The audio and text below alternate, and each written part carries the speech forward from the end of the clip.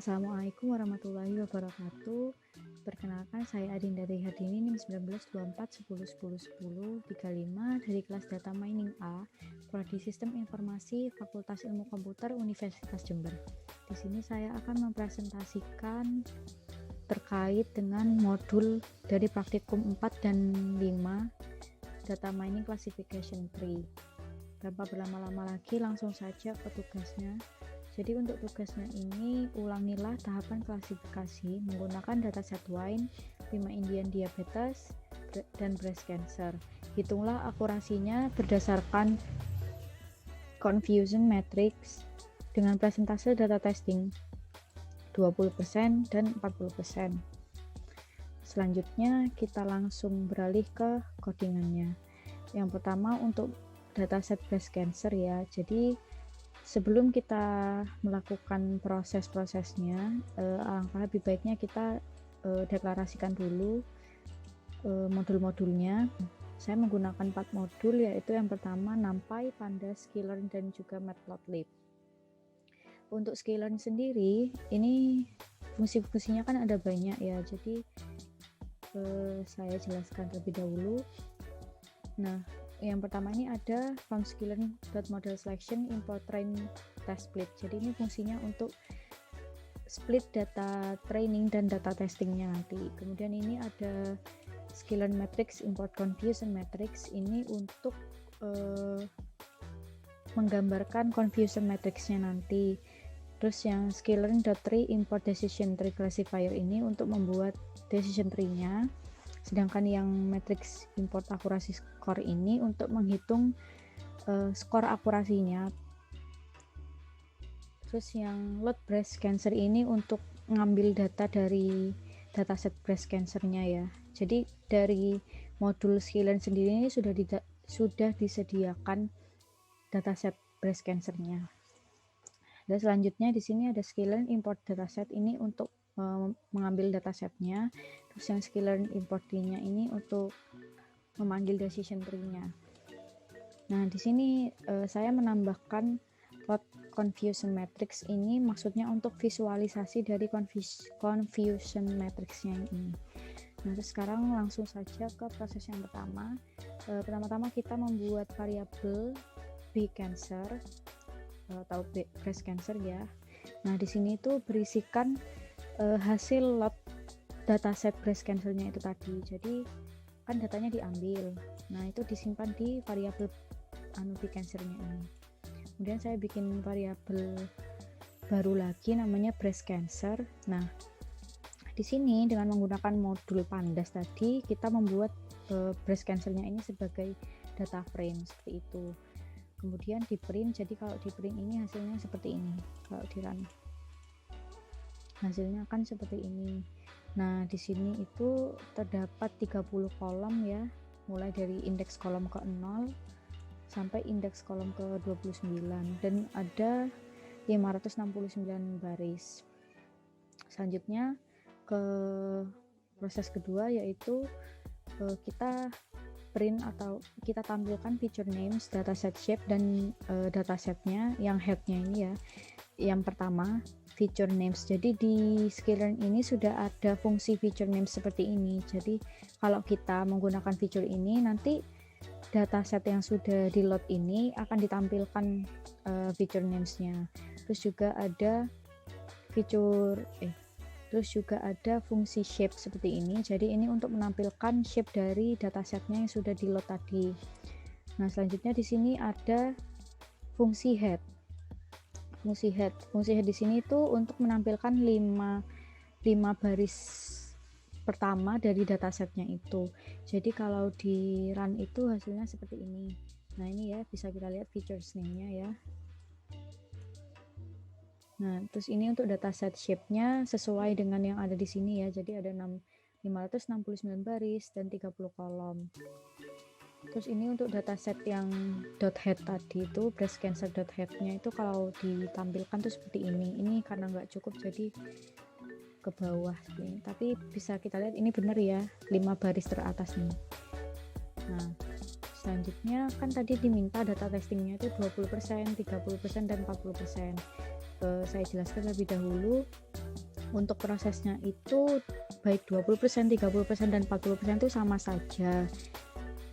Ya, dimulai dari membuat variabel ini ya, xtrain, xtest, ytrain, dan ytest. Nah, kemudian ini kita split data training dan data testnya. Xtrainnya ini kita isi dengan x, xtestnya ini kita isi dengan y.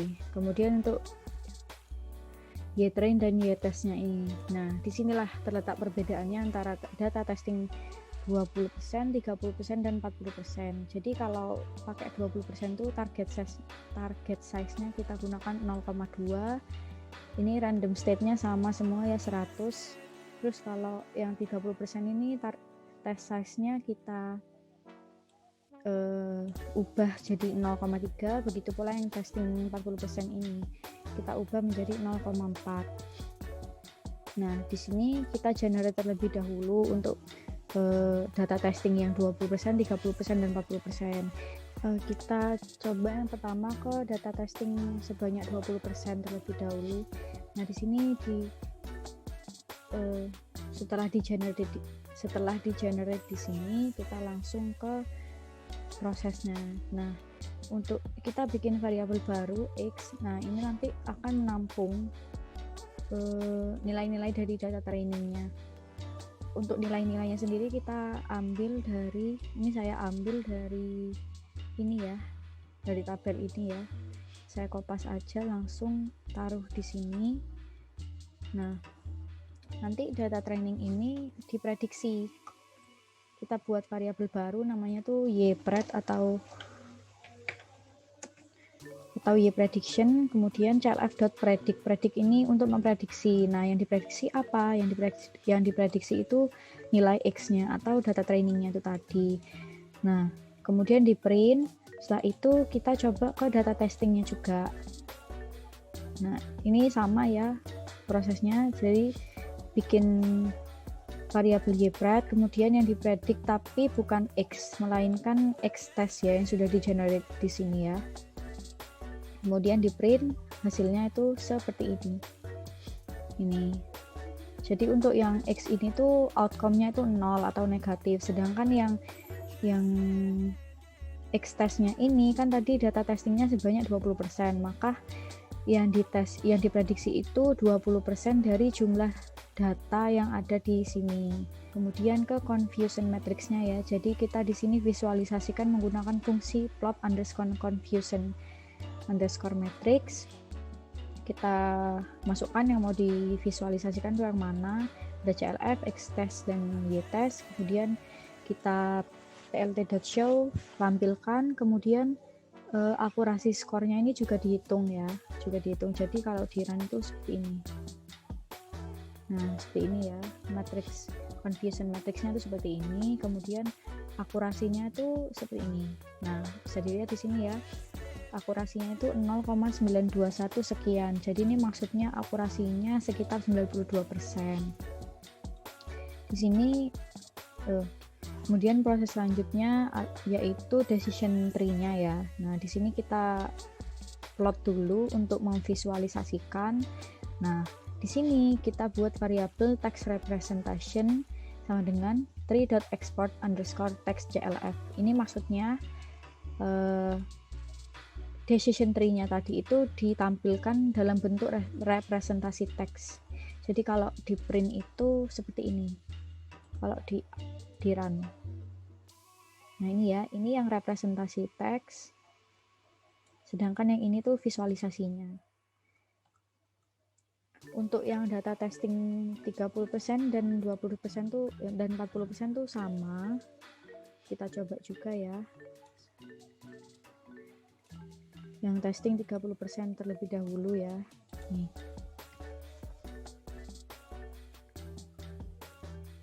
Untuk data X-nya ini kita samakan saja seperti yang tadi supaya tidak perlu mengubah-ubah lagi.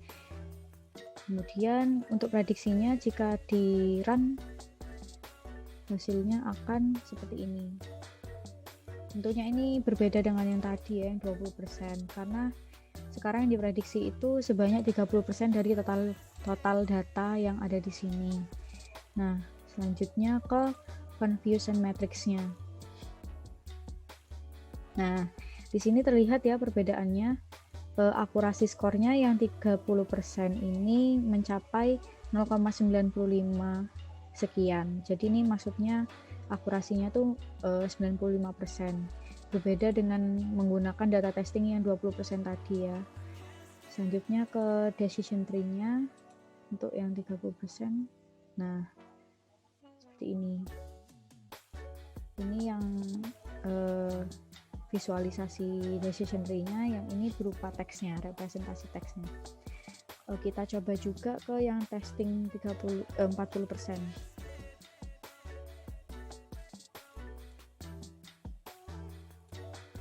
Kita coba dulu. Nah, di sini kita run lagi yang proses ini ya, supaya tidak terjadi error. Kita run. Nah, di sini untuk X-nya tetap pakai yang tadi isinya. Kemudian kita prediksi, kita run.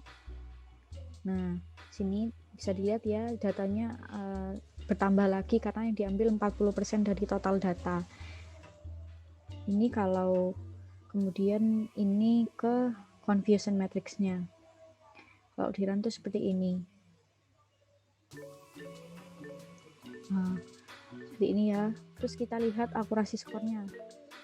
Akurasi skornya ternyata hampir sama dengan yang data testing 20% tadi, yaitu sekitar 92%. Kemudian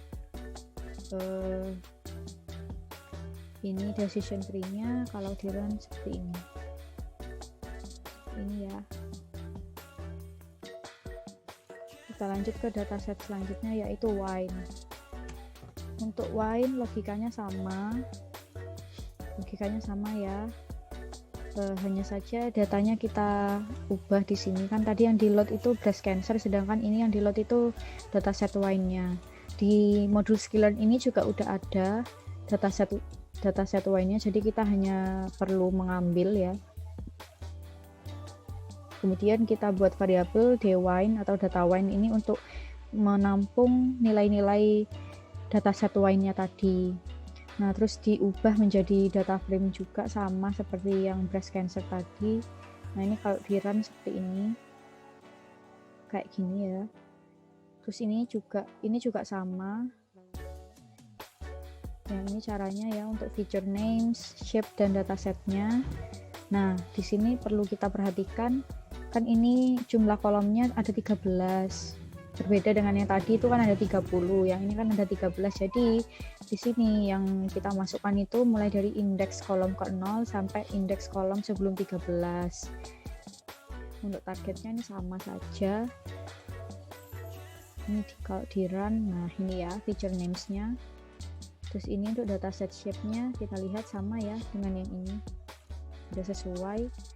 Nah, ini datasetnya juga dari kolom 0, dari kolom indeks ke 0 sampai kolom indeks ke 12. Yang ditampilkan juga udah benar dari 5 baris teratas ya. Nah, selanjutnya kita coba ke testingnya, ke data testingnya. Yang pertama 20%. Untuk yang data testing ini caranya sama persis dengan modul yang sama persis dengan dataset yang breast cancer tadi. Jadi hanya di copy paste saja, taruh di sini, kemudian kita run. Selanjutnya, nah di sini ini X-nya kita sesuaikan dengan yang ada di sini. Kita ambil salah satu baris saja, misal yang baris ke ini, atau mau baris yang terakhir 177 ini, kita masukkan nilainya ke sini. Kemudian diprediksi sama seperti yang tadi. Nah, kalau di run itu hasilnya ini. Nah, terus sekarang kita ke confusion matrix-nya. Confusion matrix-nya ya, ini kalau di run seperti ini hasilnya. Dan akurasi skornya itu sekitar 0,77 sekian. Jadi akurasi skor ini bisa berubah-berubah ya. Jadi kalau kita mengulang proses lagi dari sini ke sini itu nanti akurasi skornya akan berubah lagi gitu. Selanjutnya ke decision tree-nya sama seperti yang tadi. Kalau di run tuh kayak gini. Ini ya, kayak gini. Ini yang visualisasinya. Kita lanjut ke yang 30%.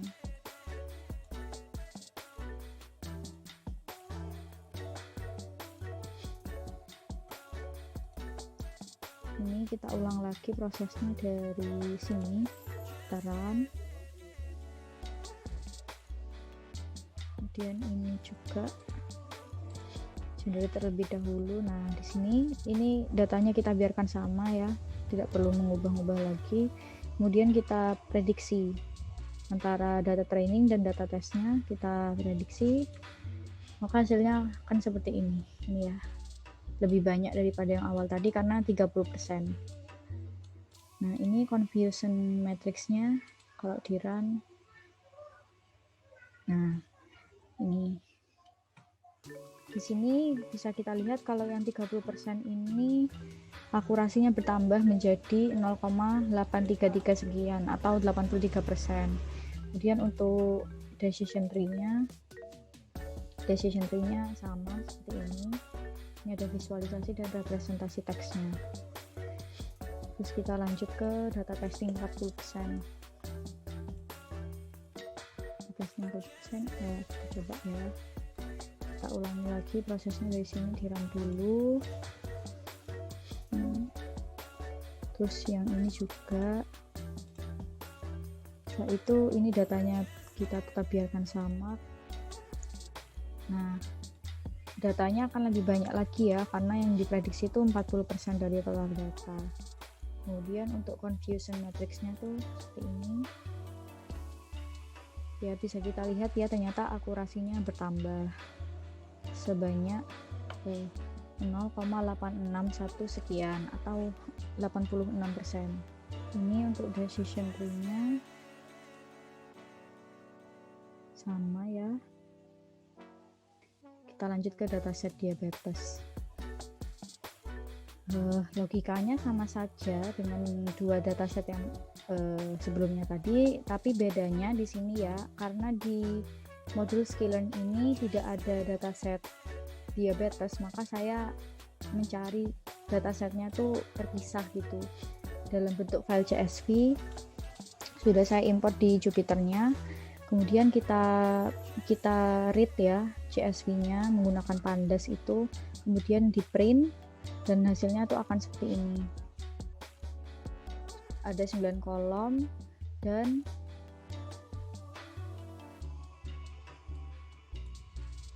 dan 768 baris seperti itu. Kemudian karena di atas ini udah ada headline-nya ya, atau judul-judul per kolomnya, itu kita nggak perlu ngeprint lagi feature names-nya, jadi langsung ke dataset shape dan dataset head-nya. Jadi kalau di run tuh kayak gini ini ya, bisa kita lihat shape-nya 768,9 dan datasetnya sudah sesuai 5 baris yang atas. Nah, di sini terdapat perbedaan. xdiabetes.values dari indeks kolom ke 0 sampai indeks kolom ke 8. Loh, kenapa kok bukan indeks kolom ke 9? Karena di sini kan ada kolom outcome ya. Outcome ini nggak perlu disertakan karena justru outcome itulah yang akan kita cari nantinya. Selanjutnya, nah di sini kita coba data testingnya yang 20% terlebih dahulu. Kita run. Terus ini X-nya kita ambil dari sini ya, kecuali yang outcome-nya ini jangan diikutkan karena itu yang akan kita cari. Lalu diprediksi, dan ini data testnya juga diprediksi. Jika di run akan seperti ini ya. Nah, sekarang kita cek, ini kan ambilnya dari baris yang pertama ya, kita cek outcome-nya di sini tuh 1 ya. Coba kita cek di tabelnya. Nah, ini ya, udah sama ya outcome-nya, jadi udah benar. Nah, sekarang ke confusion matrix-nya. Nah, di sini confusion matrixnya seperti ini. Nah, disinilah uniknya dari confusion matrix. Jadi confusion matrix ini membagi kotak-kotaknya itu berdasarkan warna ya. Nah, kalau misalkan ada nilai yang hampir sama kayak gini nih, 27 dan 26 itu warnanya akan terlihat sama seperti ini. Terus untuk akurasinya sendiri ada 0,70 sekian, artinya 70%. Kemudian decision tree-nya kalau di run, nah seperti ini.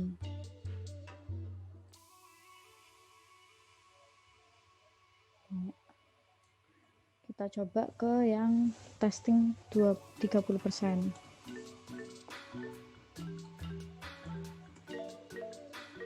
Ini sebelah sini di run lagi, terus ini run, ini biarkan sama. Nah, ini 30% akan bertambah lebih banyak lagi ya. Terus untuk matriksnya, ternyata akurasinya berkurang. Tadi 70%, sekarang 68%. Terus untuk decision tree-nya, ini ya decision tree-nya sama aja. Lanjut ke yang 40%.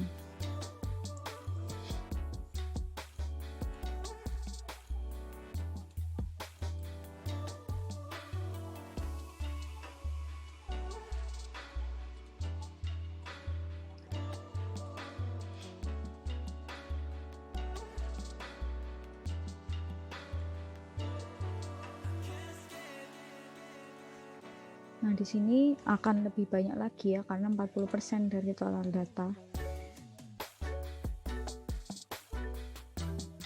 Kemudian ini matriksnya, ternyata akurasinya bertambah. Tadi kan 68, sekarang jadi 72%. Nah, ini untuk decision tree-nya sama ya. Bentuknya. Sekian penjelasan dari saya. Apabila ada kekurangan dan kesalahan, mohon maaf sebesar-besarnya. Wassalamualaikum warahmatullahi wabarakatuh.